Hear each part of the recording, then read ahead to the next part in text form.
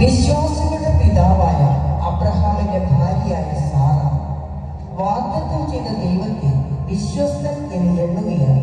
പ്രായം കഴിഞ്ഞിട്ടും ഒരു പുത്രന് ജന്മം കൊടുക്കുവാൻ ഭാഗ്യം ലഭിച്ച ജാതികളുടെ മാതാവ് എന്ന പേരിൽ അറിയപ്പെട്ട സ്ത്രീരത്നം സാറ. മേരിയാന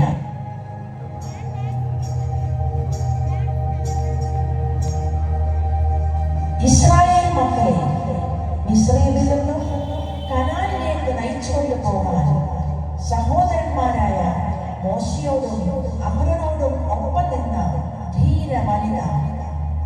ഇസ്രായേൽ മക്കൾ ചെങ്കടലിന്റെ നടുവിൽ ഉണങ്ങിയ നിലത്തുകൂടി അക്കരെ കടന്നപ്പോൾ മിരിയാം തപ്പെടുത്തു.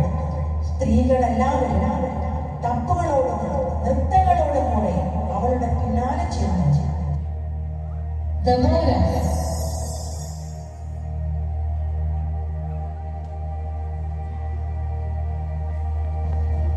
ഇസ്രായേലിനെ ന്യായപാലനം ചെയ്ത ബൈബിളിലെ പ്രവാചകിയായ ഏക ന്യായാധിപ ദബോര.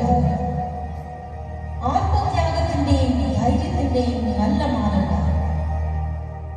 കനാന്യർക്കെതിരെയുള്ള യുദ്ധത്തിൽ തന്റെ കൂടെ വരണമെന്ന് ബാരാക്ക് അഭ്യർത്ഥിച്ചപ്പോൾ പിന്മാറാതെ ഇസ്രായേലിനെ രക്ഷിക്കാൻ ധൈര്യപൂർവ്വം ബാരാക്കിനോടും സൈന്യത്തോടും ഒപ്പം അവൾ പുറപ്പെട്ടു. അവർ നേടിയ ഉജ്ജ്വല വിജയത്തെ തുടർന്ന് ദബോര പാടിയ സ്തോത്രഗീതം ബൈബിളിലെ ഏറ്റവും പുരാതനമായ കവിതകളിൽ ഒന്നായി കരുതപ്പെടുന്നു. രൂത്തും നവോമിയും.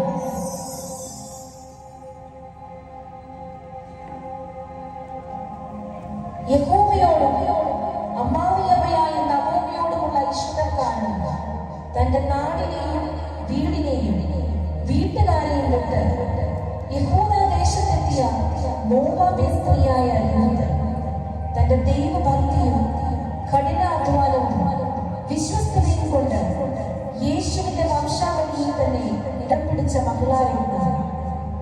മരുമക്കളിൽ ഒരാളായ ഓർപ്പ തന്റെ ജനത്തിന്റെ അടുക്കിലേക്ക് മടങ്ങിയപ്പോൾ രൂത്ത് അമ്മാവിയമ്മയായ നവോമിയോട് പറ്റുന്നു.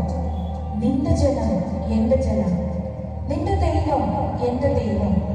നീ മരിക്കുന്നിടത്ത് ഞാനും മരിച്ച് അടക്കപ്പെടും എന്ന ഉറച്ച നിലപാട് സ്വീകരിച്ച രൂത്ത് മരുമക്കൾക്ക് ഒരു മാതൃകയാണ്.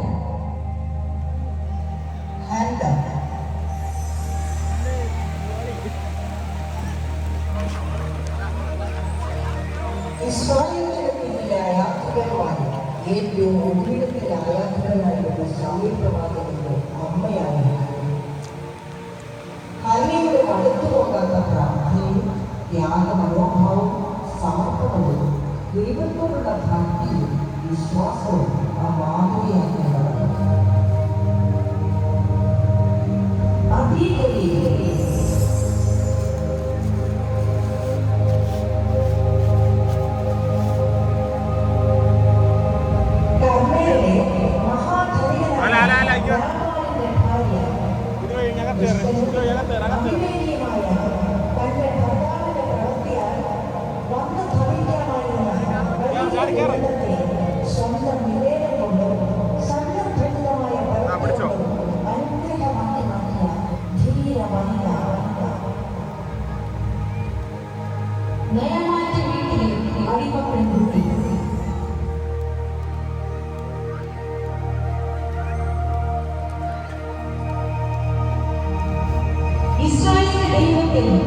അചഞ്ചലമായ വിശ്വാസമുണ്ടായിരുന്ന അടിമപ്പെട്ടുപോയി.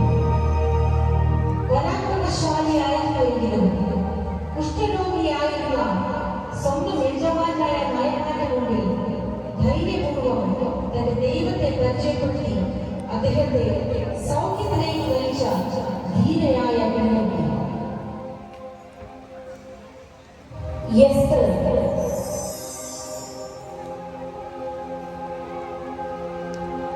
അഹശ്വേരോശ് രാജാവിന്റെ ഭാര്യ എസ്തർ തന്റെ രാജ്ഞിപദത്തിലും കൊട്ടാരത്തിലെ സുഖലോലുപതയിലും ഒന്നും മതിമറന്ന് ആഹ്ലാദിക്കാനുള്ള എസ്തർ തന്റെ ജീവൻ നഷ്ടപ്പെടാൻ സാധ്യതയുണ്ടായിരുന്നത് സ്വജനത്തിന്റെ വെളിച്ചത്തിന് വേണ്ടി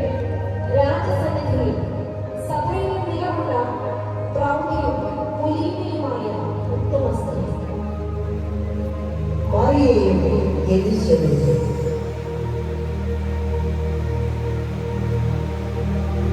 നമ്മുടെ കർത്താവും രക്ഷിതാവുമായ യേശുക്രിസ്തുവിൽ ജീവിക്കാൻ ഇതാ ഞാൻ കർത്താവിന്റെ ദാസ്യത്തിന്റെ വാക്കുപോലെ ഭവിക്കട്ടെ എന്ന് പറഞ്ഞു തന്റെ ജീവിതത്തെ ദൈവസന്നിധിയിൽ താഴ്ത്തി ഏൽപ്പിച്ചു കൊടുത്താണ്.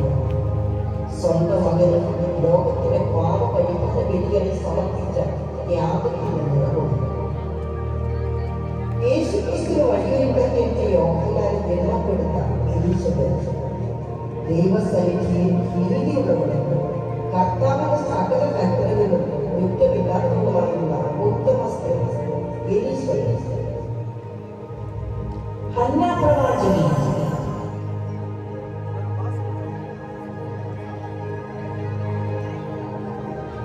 ആശയഗോത്രത്തിൽ പനുവേലിന്റെ മകളായ ഹന്ന പ്രവാചകി വളരെ വയസ്സിയെത്തിട്ടും ദേവാലയം വിട്ടുപിരിയാതെ ഉപവാസത്തോടും പ്രാർത്ഥനയോടും കൂടെ രാവും പകലും ആരാധന കഴിച്ചു പോന്നു. അതുകൊണ്ട് യെരൂശലേമിന്റെ വീണ്ടെടുപ്പിനെ കാത്തിരുന്ന എല്ലാവരോടും യേശുവിനെ കുറിച്ച് പ്രസ്താവിക്കുവാൻ ഹന്ന പ്രവാചകിക്ക് കഴിഞ്ഞു. മാർത്തയും മറിയയും.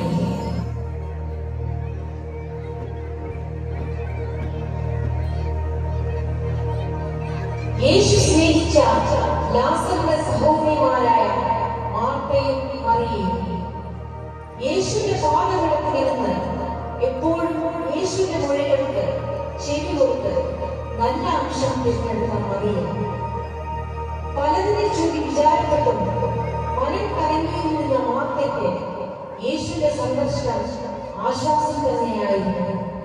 മാർത്തയുടെ അതിഥി സൽക്കാരം ഏതൊരു സ്ത്രീക്കും മാതൃകയാക്കാവുന്നതാണ്. ശമരിയക്കായ സ്ത്രീ.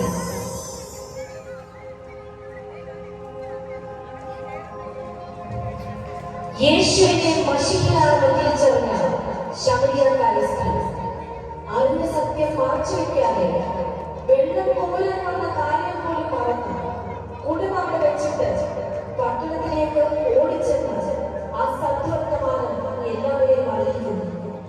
അവളുടെ വാക്ക് കേട്ട ജനം പട്ടണത്തിൽ നിന്ന് പുറപ്പെട്ട് യേശുവിനെ കാണാനെത്തുന്നു. മക്കരക്കാരന്റെ മറിയ.